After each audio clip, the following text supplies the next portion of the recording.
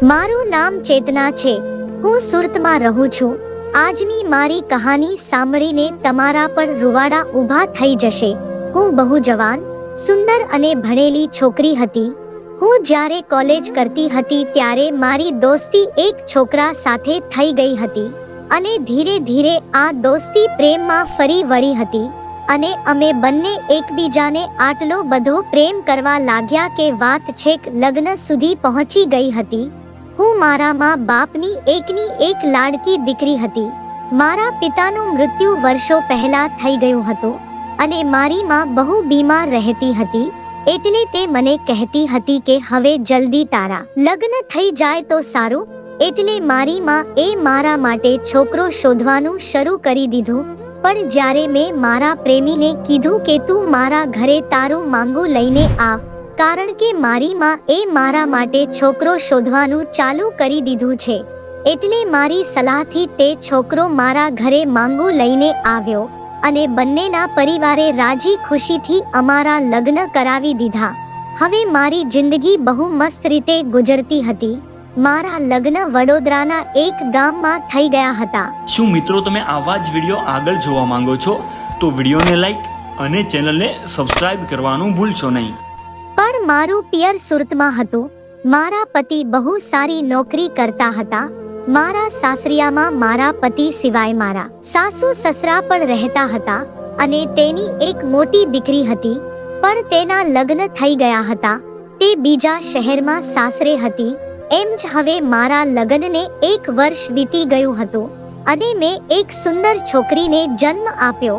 અમે બધા બહુ ખુશ હતા, પણ ખબર નહીં અમારા પરિવાર ઉપર કોઈની નજર લાગી ગઈ હતી.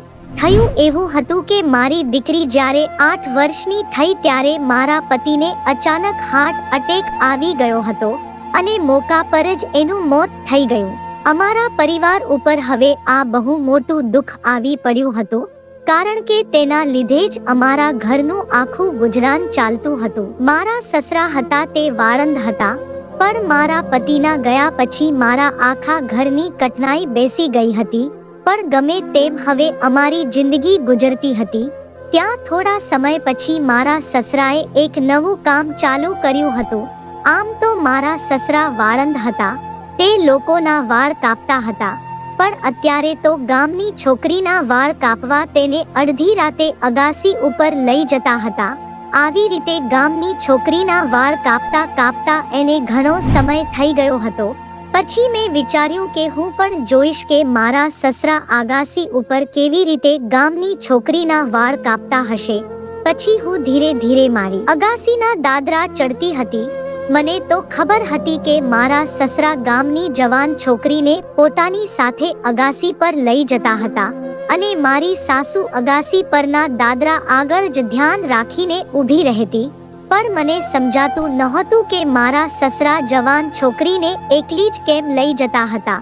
પણ એક દિવસ મારી સાસુ ત્યાં દાદર પાસે ન હતી અને મને મોકો મળી ગયો હતો અગાસી ઉપર જઈને જોવાનો. અને આજે તો મેં વિચારી જ લીધું હતું કે આજે ગમે તેમ મારા સસરાની હકીકત જાણીને જ રહીશ કે તે જવાન છોકરીને જ કેમ આટલી રાતે અગાસી ઉપર લઈ જતા હતા. અને આજે જ દિવસે મારા સસરા ગામની જવાન અને સુંદર છોકરીને અગાસી ઉપર લઈ ગયા હતા અને તે 1 કલાક સુધી નીચે નહોતા આવવાના. મને થયું હતું કે તે 1 કલાક સુધી અગાસી ઉપર જ તે ગામની છોકરી સાથે શું કરતા હશે. મને હવેના આવવાના વિચફર આવતા હતા. મને તો થતું હતું કે મારા સસરા અમારી ઇજ્જતને ધૂળમાં ના મિલાવે તો સારું, પણ પછી મારાથી રહેવાયું નહીં એટલે હું હજી અડધા દાદરા ચડતી હતી. ત્યાં અચાનક મારી સાસુનો અવાજ આવવા લાગ્યો, એટલે હું ના છૂટકે નીચે ઉતરી ગઈ. મારી સાસુ મને ઉપરથી ઉતરતા જોઈ ગઈ તો તે મને ગુસ્સામાં કહેવા લાગી કે તારી હિંમત કેમ થઈ અગાસી ઉપર જવાની? તારા સસરા તારું અને તારી દીકરીનું કેટલું ધ્યાન રાખે છે. તને ખબર છે તારા પતિના ગયા પછી તારા સસરા એ જ આખા ઘરની જવાબદારી સંભાળી છે અને તું છે કે એનું કામ બંધ કરાવવા લાગી છે. હવે હું મારી સાસુની વાત સાંભળીને હવે સાવ ચૂપ થઈ ગઈ હતી અને મેં મારી સાસુની પાસે માફી માંગી લીધી, કારણ કે મને ડર હતો કે મારો પતિ છે જ નહીં તો મારે ધ્યાન રાખીને જ રહેવું પડશે. જ્યાં સુધી મારા પતિ હતા ત્યાં સુધી તો હું અને મારી દીકરી બહુ ખુશ રહેતા હતા, પણ જ્યારથી તે આ દુનિયા છોડીને ગયા ત્યારથી જ મારી અને મારી દીકરીની કઠણાઈ બેસી ગઈ હતી. પછી હું મારા રૂમમાં આવીને સૂઈ ગઈ, પણ મને હવે મારા સસરાના જ વિચાર આવતા હતા કે તે પહેલા કરતા હવે કંઈક અલગ જ વાળંદ બની ગયા હતા. તેને વળી અગાસી પર જવાની શું જરૂર હતી? મારી દીકરી પણ 8 વર્ષની થઈ ગઈ હતી, પણ મારા સસરા તેને કાંઈ લાડ પ્રેમ નહોતા કરતા, પણ કોઈ જવાન છોકરીને જેમ તેને રોકટોક કર્યા કરતા. તે મારી દીકરીને જાતે શાળાએ લેવા મૂકવા જતા હતા. હું મારા સસરાથી આટલી બધી ત્રાસી ગઈ હતી કે વાત જવા દો. તે બસ અગાસી પર ગામની જવાન છોકરીના વાળ કાપતા રહેતા. પણ જ્યારથી મારો પતિ અવસાન પામ્યો હતો પછી બધી જવાબદારી મારા સસરા ઉપર જ આવી ગઈ હતી, એટલે હવે વધારે અમારી ઉપર તે રોબ જમાવતા હતા, અને મારી સાસુથી તો વધારે બોલાતું પણ ન હતું, નકર મારા સસરા એને લઈ નાખે તેવા હતા. હવે સમય જતા મારી દીકરી પણ મોટી થતી હતી. તેને પણ હવે થોડી સમજ પડતી હતી કે તેના દાદા શું કામ કરે છે. મારી દીકરી ક્યારેક તો મને પણ પૂછતી કે મમ્મી મારા દાદા છોકરીના વાળ શા માટે કાપે છે. હવે આ વાત તો મારે પણ જાણવી હતી, અને તે વળી ગામની જવાન છોકરીના જ વાળ કાપતા હતા. મને પણ મારા સસરાની આ વાત સમજાતી નહોતી. તે વળી અડધી રાતે જ છોકરીને અગાસી પર લઈ જતા હતા, અને મને વિશ્વાસ નહોતો આવતો કે અડધી રાત્રે આ છોકરીના મા બાપ પણ તેને એકલી મોકલતા હશે. મારા સસરા તો આખા ગામમાં પ્રખ્યાત હતા. તે જે છોકરીના વાળ કાપતા તો તે છોકરી બહુ સુંદર હતી. મેં એવું પણ સાંભળ્યું હતું કે મારા સસરા જે છોકરીના વાળ કાપતા તે છોકરીના નસીબ બહુ ખીલી જતા હતા, અને તેને બહુ સારું સાસરિયું મળી જતું હતું. આટલા માટે ગામના લોકો સામે ચાલીને પોતાની દીકરીને મારા સસરા પાસે વાળ કાપવા મોકલતા હતા. જો કે અમારા ગામના લોકો સાવ અભણ હતા, એટલે તે જલ્દી બધાની વાતમાં આવી જતા અને આવી અર્થ વગરની અંધશ્રદ્ધામાં માનતા હતા. પણ મને કંઈ સમજાતું નહોતું કે વાળ કાપવાથી વળી ભાગ્ય કઈ રીતે ખુલે. પણ મને આ જાણવાની બહુ ઈચ્છા થઈ હતી. પણ જ્યારે મારા સસરા કોઈ જવાન છોકરીની ઉપર લઈ જતા તો મારી સાસુ દાદરા પાસે ચોકીદાર બનીને બેસી રહેતી હતી, એટલે મને ત્યાં જવાનો મોકો જ ન મળ્યો.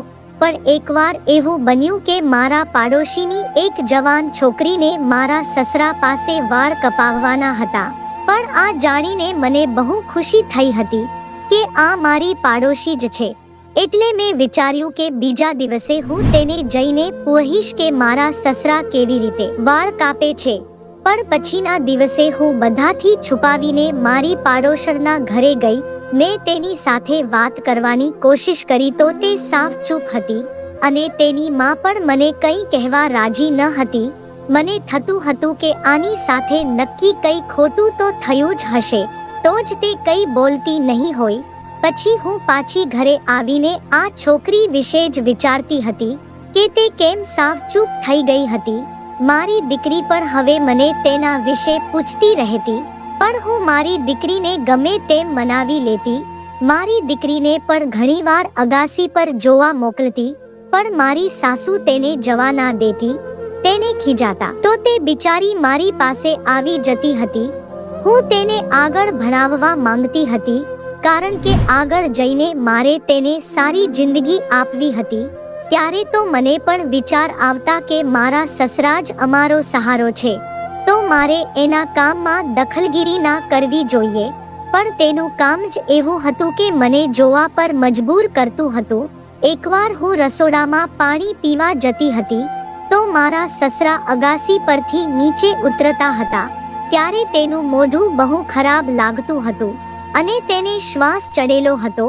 મારા સસરા હંમેશા કાળી ધોતી પહેરીને જ ગામની છોકરીના વાળ કાપતા હતા, અને જ્યારે તે નીચે આવતા તો આખો દિવસ પોતાને રૂમમાં બંધ રાખતા હતા, અને મારા સાસુને અંદર જવાની પરવાનગી જ નહોતા આપતા. મને તો આવા જ વિચાર આવતા કે મારી સાસુ પણ મારા સસરાના આવા કામમાં મળેલા હશે. પણ એકવાર આવી જ રીતે મારા સસરા અગાસી પરથી નીચે આવ્યા અને તેના રૂમમાં જઈને એકલા સૂઈ ગયા હતા. ત્યારે મારા સાસુ રૂમની બહાર સૂતા હતા. ત્યારે મેં એક વસ્તુ જોઈ હતી કે મારા સાસુ ધીમે ધીમે રડતા હતા અને આ વસ્તુ મેં જોઈ લીધી હતી. હું જલ્દી તેની પાસે ગઈ તો તેને આંસુ લૂજી લીધા. મેં પૂછ્યું કે મમ્મી શું થયું છે તમને? તો તેને મને કંઈ જવાબ ન આપ્યો. પણ હવે મને મારા સસરા ઉપર જ શક થતો હતો કે મારી સાસુ મારા સસરાના લીધે જ રડતી હશે. પછી મેં હવે મારા સસરા પર વધારે ધ્યાન આપવાનું ચાલુ કરી દીધું. સમય એમ જ વીતતો ગયો અને મારી દીકરી પણ જવાન થઈ ગઈ હતી. પછી એકવાર અચાનક મારી સાસુએ મારી દીકરીને જે કીધું તે સાંભળીને મારા રૂવાડા ઊભા થઈ ગયા. મારી સાસુએ મારી દીકરીનો હાથ પકડીને કીધું કે બેટા, હું પણ ઈચ્છું છું કે તું પણ હવે તારા દાદાના હાથે તારા નસીબને ઉજળું કરી દે. મતલબ મારી સાસુ હવે મારી દીકરીને પણ દાદાના હાથમાં અગાસી ઉપર લઈ જઈને વાળ કપાવવાનું કહેતી હતી. આ સાંભળીને મારી દીકરી રડવા લાગી. તે બિચારી રડતી રડતી તેના રૂમમાં જતી રહી. મારી દીકરી મને હાથ જોડીને કહેવા લાગી કે મમ્મી, હું દાદાના હાથે મારા વાળ નહીં કપાવું. ત્યાં અચાનક મારી સાસુ અંદર આવી ગઈ. તે મારી દીકરીને કહેવા લાગી કે બેટા, શું તને નથી ખબર કે તારા દાદાના હાથે ગામની કોઈ પણ છોકરી વાળ કપાવે તો 5 દિવસમાં તેના લગ્ન થઈ જાય છે. પણ મેં મારી સાસુને બહુ ના પાડી. મેં કીધું કે મારે મારી દીકરીના વાળ નથી કપાવવા.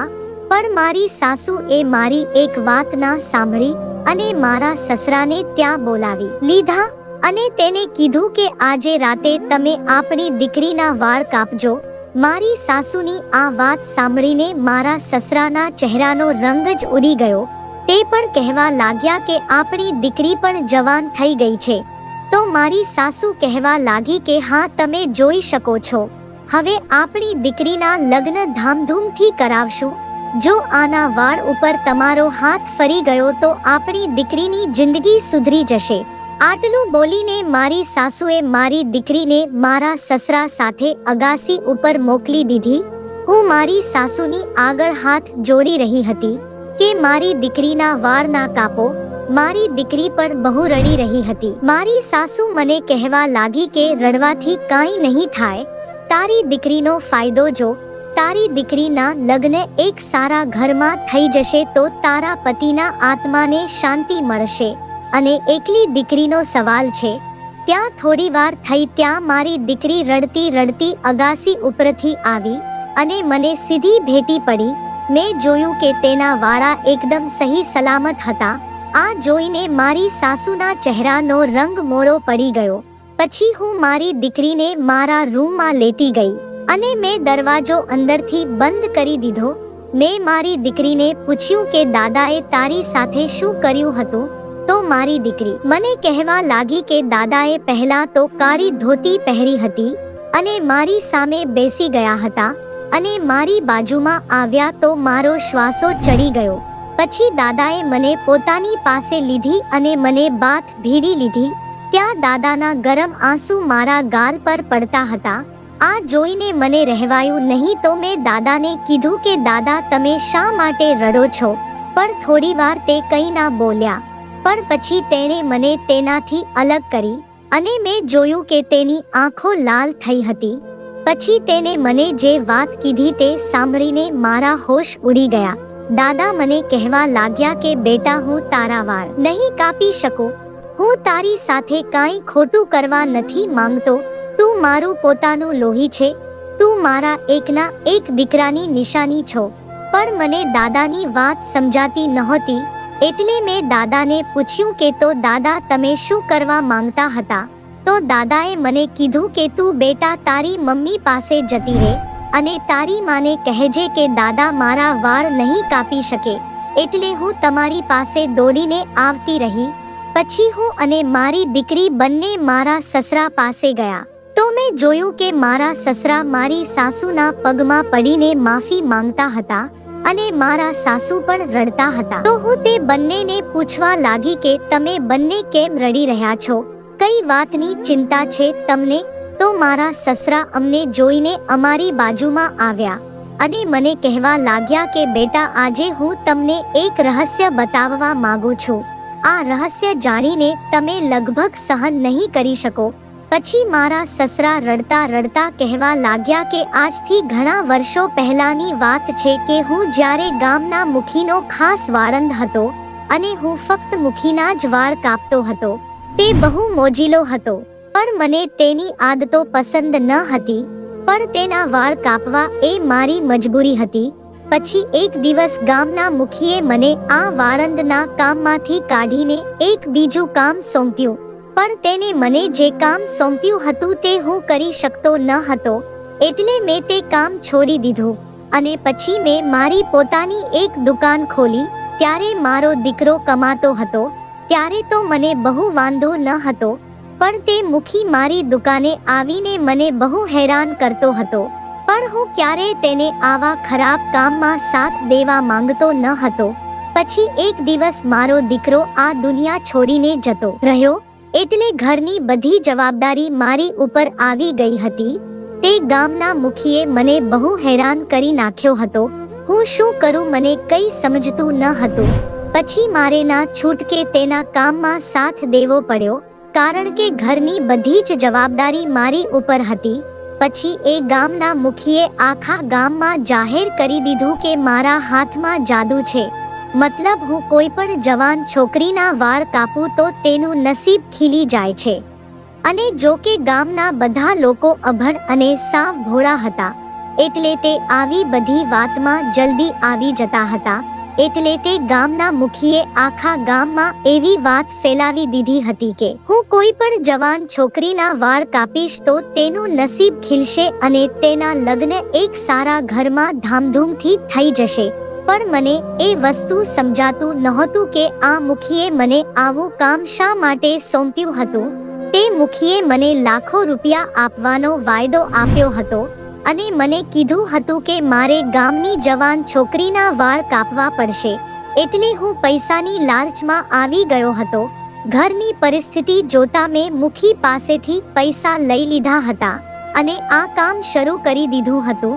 મને થતું હતું કે આમાં કાંઈ ખોટું કામ નહીં હોય, એટલે કે ગામના લોકોને પણ મારા પર વિશ્વાસ આવી ગયો હતો અને તેની જવાન છોકરીને રાતે લોકો મારી પાસે મોકલી દેતા હતા અને તેનું નસીબ ખીલવા લાગ્યું.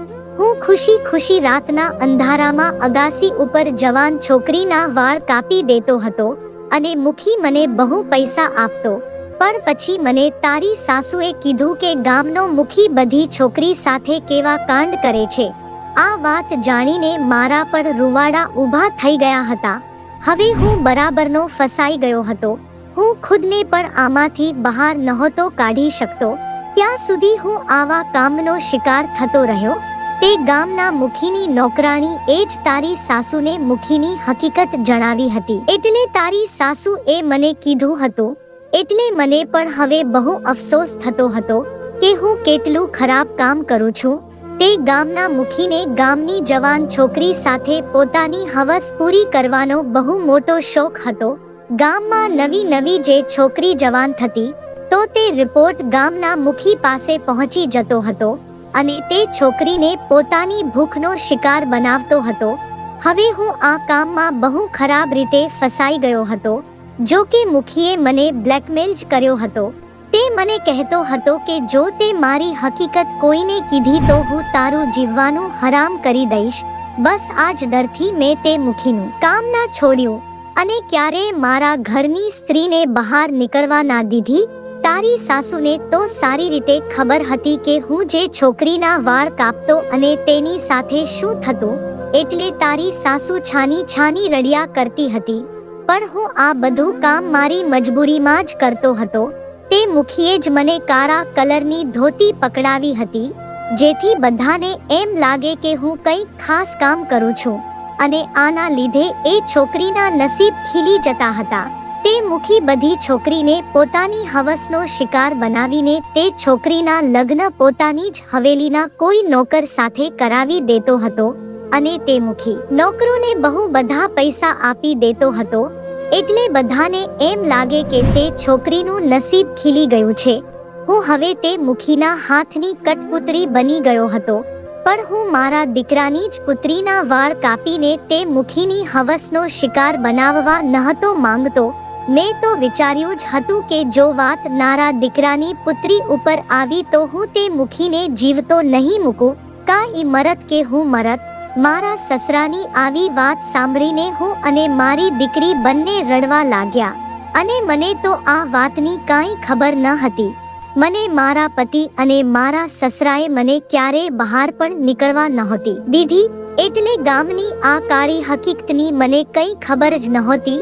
મને હવે સમજાતું હતું કે મારા સસરા મારી દીકરીને કેટલો પ્રેમ કરતા હતા. મારા સસરાએ જ અમને વાયદો આપ્યો કે તે મારી દીકરીને તે મુખીની હવસનો શિકાર નહીં બનવા દે, અને તે કહેવા લાગ્યા કે હવે હું આ કામ સાવ છોડી દઉં છું. તમે આપણો સામાન પેક કરવા લાગો, આપણે જલ્દી આ ગામ છોડીને જતા રહીએ. હું આપણા ગામના એક માસ્તરને પત્ર લખીને આ મુખીની આખી હકીકત એમાં લખી દઈશ. તે માસ્તર એક સમજદાર અમારા ગામનો માણસ હતો. તે ગામના બધાને સમજાવી શકશે કે આ મુખી કેવા ખરાબ કામ કરે છે, અને આ ગામની દીકરી મુખીની હવસનો શિકાર થતા બચી જશે. આજે મારા સસરા કે જેને હું બહુ ખરાબ માણસ સમજતી હતી, તેને જ મારી દીકરીની ઇજ્જત બચાવી હતી. આજે તેના ચહેરા ઉપર બહુ ખુશી હતી. મિત્રો, આજે પણ ઘણા ગામોમાં આવા મુખી રહેતા હોય છે કે જે ગામની દીકરીઓ ઉપર આવો અત્યાચાર કરતા હોય છે. મારું તમને બસ એટલું જ કહેવું છે કે આવી ગાંડા જેવી અંધશ્રદ્ધામાં ના માનો, અને તમારી દીકરીને ભણાવીને કાંઈક નવું કરવાનો મોકો આપો. બેટી પઢાવો, બેટી બચાવો. ધન્યવાદ મિત્રો.